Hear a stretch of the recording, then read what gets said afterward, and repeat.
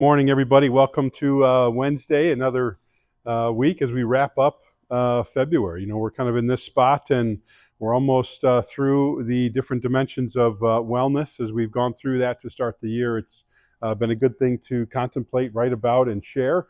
And this week we find ourselves in the environmental dimension of wellness. And just for a definition's sake, uh, just describing it in terms of indoor environments, because we know we spend a lot of time there, and certainly an appreciation for outdoor environments. So those are kind of interchangeable. Same with the idea of places or spaces are kind of synonymous with however you see them and talk about them. So the highlight of Monday's email, kind of 3 points to make, is that first, sometimes you have to change the spaces or places where you are for your own healthiness.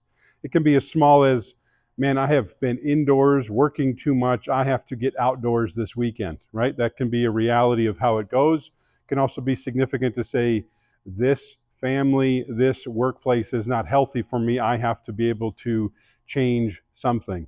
Or I felt isolated and been indoors and away from things that I love too much. So now I need to go out and find a vacation and be able to do something or make a trip. So whenever you sense that idea, that's part of this week, is to really recognize, when do I feel that unhealthiness rising or that tension rising, and how can I change the space I'm in order to increase my feeling of healthiness or peace or whatever else it might be. The second one is to realize that new spaces bring new perspectives. That opportunity to be able to be outdoors after you've been indoors allows you to breathe a little bit easier, think a little bit easier, be in some quiet a little bit easier, and be able to do that. It can also work the other way, where you're in a new space where you have a chance to talk with someone and be able to make sense of something, be able to go some other place and do that, and have an opportunity to have a new perspective on what happened, simply because you've shifted the places around you that are impacting your senses, impacting your input of information, etc. And then finally, the third one is to realize that shared spaces, I think, increase significance in our memories and our experience. So it can be as small as when you get together with someone you care about and you have a meal together. In that shared space, there is an opportunity to increase the significance of that interaction. When you're outdoors and you're sharing that with a person and you're experiencing that together, that increases, turns up the volume on the significance of that experience in that place. So recognize just the activity that comes through on this, the intentionality about the choices we make where we put ourselves significantly impacts our wellness and what we experience in terms of the environment around us, whether indoors or outdoors. Even trying to encourage everybody to identify a couple things this week intentionally. First is, where's that indoor place that's very, very significant to you? No matter where people live, whether it's an apartment all the way to a house, whether they're in the city or outside, there's usually some place that they have that feels like a reset for them, a place they can sit, a place they can be in the course of a day that allows them to catch their breath and have some peace. My encouragement this week is to spend more time there, because it's not a bad thing to spend more time in that spot, particularly when you're measuring your own sense of tension or stress and healthiness. Can you decrease the stress and increase the healthiness? The other one is to just encourage people to, in the outdoor space that you know is important to you, can you be there and can you share it with someone this week? Maybe it's going for a walk on the green circle, if that's where you really find some escapism and some rest and peace. Every season of the year is going to be able to have an indoor space that gives you peace, and work to make sure you have an outdoor space that you can do the same thing. So indoors, know what it is. Outdoors, know what it is. And you'll have an opportunity to, again, decrease stress, increase healthiness. That's this focus, this underlying current this week when it comes to the environments where we find ourselves uh, throughout the 7 days. Uh, Coming across just ideas. We're blessed in Wisconsin, right, with lots of wonderful places to go. So just sharing a link this week of someone who is, I believe, not from Wisconsin, but visited Wisconsin and highlighted some really good spots. And so I think these are familiar to many of us, but just reminding us that even in winter, there are good places to go. Certainly, the list started off with one of my favorites, if not my favorite. Again, growing up in Chicago, had a T-shirt that said Wisconsin, Illinois' largest state park. and it still is enjoyable that way. Door County. Been going up there since I remember riding a bike in kindergarten. So those are great places to go, highlighting that on this website. Second, this just made the news, I think, a couple weeks ago. The Apostle Islands. Didn't the ice cave tours just kick in again?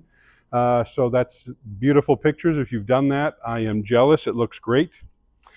Having driven through this many times last year in making some college visits to the Driftless area of Wisconsin in the southwest part of the state. This author was very impressed with everything that had come through. We know this is many people's favorite at the gym, the Ice Age National Scenic Trail. Even if I only get on the part at Hartman Creek when I'm enjoying it in the summer, great place to just get on a little bit. Allen Centennial Gardens at the University of Madison, or University of Wisconsin-Madison down there. I think it said it was free, but just a great place to be able to go. So if you're not hiking outside, you can enjoy just the beautiful gardens that exist there. I think they said it's 20 different kind of smaller focuses in that garden overall. And then they highlighted Wisconsin Dells, and it wasn't just the water parks and the World War II ducks, right? Lots of cool places to see and places to go beyond the tourism traps that exist down in Baraboo and the Dells. So it's just a reminder, as I just thought about where those suggestions are, that if you drive at least 2.5 hours north, south, east, or west in Wisconsin, there is a beautiful place to get to. So when you feel that pressure of, I've been indoors too much, or I haven't been outside and been able to experience some wonderful places, you can go any direction and hit any one of these things, or maybe you have your own. So it leads us to this question, right, for today. What is your favorite place to visit in Wisconsin that is good for your well-being? What is your favorite place? Again, whether a location, a place, a residence of some sort, what is on your list of a place you need to go when you're like, I'm feeling the pressure here of this indoor environment and I have to get somewhere to feel differently? Where do you go?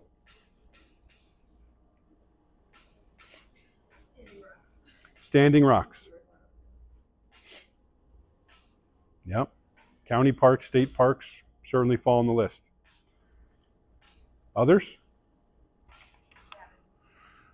Cabin on the Lake. Yep.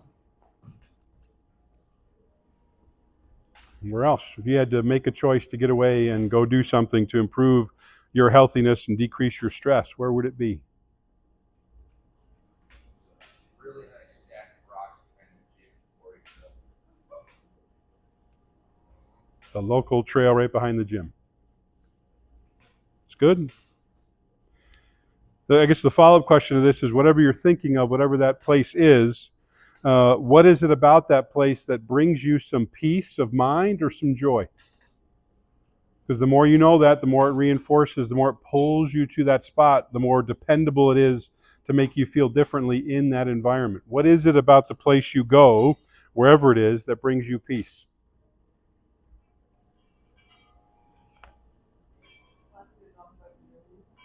What's that? A lot of mountain biking experience memories? Yeah. Yeah. And even as you think and contemplate, there's a little bit of assumed answer in that, right? It probably isn't, I'm making some assumptions here, but it's probably not really noisy, really chaotic, reminding you of home, those kind of things. It's an opportunity where there is a memory or an experience or a feeling that just makes you feel connected with others, perhaps, or connected with the space. There are recipes and ingredients that go into what makes a certain place special to us. Even if you think it's indoors where you go for peace, there's probably something connected there, right? We've talked about visiting relatives' houses, right? Or there's a table at grandma's house that's always familiar and ready to go. So you know when you're there, it just brings a whole flood of really good experiences and opportunities to reflect and, again, change your perspective or reduce your stress or whatever you need to do. So as you go through that this week, thinking of your favorite places to be and why, it's good to recognize and just see how this all flows together, especially when it's accessible to you or you're quick to go. These favorite places shouldn't just be the once a year visit. in terms of dealing with stress, improving your wellness, and improving your healthiness. Hopefully you have a place or two perhaps where you can visit that often and continue to knock it down. Some final comments here about why the environment has such an impact on our wellness. I think that if you can be cognizant of the amount of time you spend, right, I think there's a direct correlation between your peace of mind and joy. When you have a measured experience each week, or you look back over the course of the month, you think, how much time did I spend in my favorite place, whether indoors or outdoors, and really see, did I have a level of satisfaction, contentment, or peace in my life during that time? My guess is if you've not spent enough time there or enough time in a peaceful place or something that impacts you, you're going to feel the absence of that. You feel the void. So if you sense that void, increase the time you spend. A part of why significant a change in places brings new perspective, I think, because it creates quiet reflection that helps us to identify, where do I need to adapt, grow, change, or heal? Now, the easiest example of that for me is to say that I think that that's what the counseling office tries to create, a new space that creates a lot of good peace of mind and joy and has a chance to increase the wisdom, information for a new perspective that can lead to it. But people can find that in someone else's house. They can find it on the side of the lake. They can find it on the back porch when they're staring. They can get that quiet reflection that just tunes out the things that are going on and allows them to identify what has to be modified to feel better.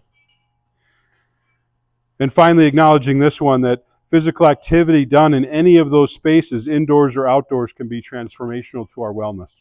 It's kind of touching on a lot of other dimensions we've talked about already, but the idea of being active, right? Then we're taking care of our physical health, and when we do that, we've got more energy to be able to do other things. Obviously, we're active indoors at the gym, and that's a healthy place for us to be. But when people are outside, right, state parks, going hiking, we mentioned the Ice Age Trail, those things, physical activity can be transformational, even though it's demanding of us, because it taps into the other dimensions of physical, mental, emotional, relational. So physical activity in any of those environments is going to be beneficial as you go forward. So it's a good week to talk about these things and really identify, where are you spending your time?